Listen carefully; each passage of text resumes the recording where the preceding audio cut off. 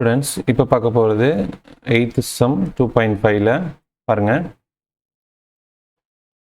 அவங்க என்ன கேட்குறாங்க, if the area of the triangle formed by the vertexes அப்படின்னு சொல்லி 3 பாயிண்ட்ஸ் கொடுத்துருக்காங்க. என்னது ஜெட்டு, அதுக்கப்புறம் ஜெட் ப்ளஸ் ஐ, இன்னொன்று I Z, Z plus I Z is எவ்வளோ கொடுத்துருக்காங்க, 50 square unit. Find the value of modulus of Z அப்படின்னு சொல்லி கேட்டிருக்காங்க. ரைட்.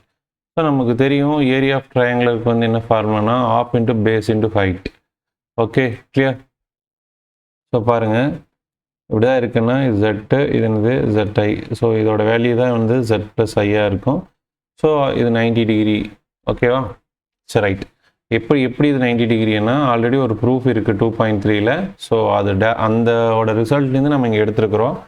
ஸோ ஃபார்முலா வந்து என்னது, ஏரியாவுக்கு half into base into height தான்.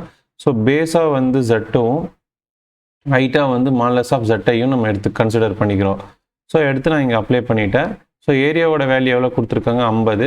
ஸோ மாலஸ் ஆஃப் ஜெட்டும் மாலஸ் ஆஃப் ஜெட்டையும் ரெண்டுமே என்னது ஒன்று தான். மாலஸ் ஆஃப் ஜெட்டுக்கும் மாலஸ் ஆஃப் ஜெட்டுங்கிறது என்னது கிட்டத்தட்ட சேம் தான். அதனால் நான் என்ன பண்ணிக்கிட்டேன், மாலஸ் ஆஃப் ஜெட்டைங்கிறதுக்கு பதிலாக மாலஸ் ஆஃப் ஜெட்டுன்னு போட்டேன். ஸோ இங்கே வந்து Z into modulus of Z into Z என்னது வந்து ஜெட் ஸ்கொயர்னு போட்டுக்கலாம். இங்கே இருக்கிற 2 இங்கே போனால் மல்டிபிள் ஆகி 100. இப்போது 100 equal to modulus of Z square. இப்போது ஈக்குவேஷன் நம்பர் 1 வச்சு taking square root on both side எடுத்துக்கோங்க. ஸ்கொயர் ரூட் எடுத்தால் என்ன ஆகும்னா, இது 100க்கு ஸ்கொயர் ரூட் எடுத்தால் 10. ஸோ இதுக்கு ஸ்கொயர் ரூட் எடுத்தால் மாலஸ் ஆஃப் ஜெட். இப்போ அவங்க மாலஸ் ஆஃப் ஜெட்டோட வேல்யூ தான் கேட்டிருக்கிறாங்க. ஸோ அதோட வேல்யூ என்னது 10. That's all. இதோட ஆன்சர்.